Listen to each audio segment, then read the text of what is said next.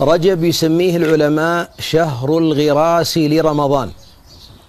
شهر رجب شهر الغراس لرمضان، الاستعداد لرمضان وتهيئة القلب من الآثام والتعود على الطاعات وبدء المصادقة، أن تصادق القرآن وتبدأ في أوراد وتقوم الليل وتهيئ نفسك حتى إذا أتى رمضان يكون الإيمان قد بلغ مستوى من الشحن جميل.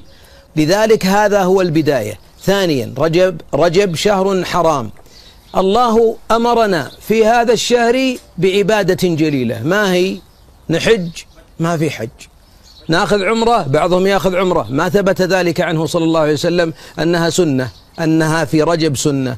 هل نحتفل بالإسراء والمعراج؟ الصحيح أنه لا يصح ولا يصدق تأريخا أن المعراج والإسراء والمعراج أنها أصلا مناسبة يحتفل بها، فكيف عاد التتبع لها في 27 أو غيره؟ هل نصلي في رجب صلاة الرغائب؟ غير صحيح. في صلاة التسابيح؟ غير صحيح. هذه كلها بدع. قال الله فقط، قال فلا تظلموا فيهن أنفسكم، لا تدنس نفسك بالآثام. معنى ذلك أن الذنوب في رجب أعظم عند الله خطرا على دينك من شهر جمادى وغيرها، فلا تظلم نفسك فيه.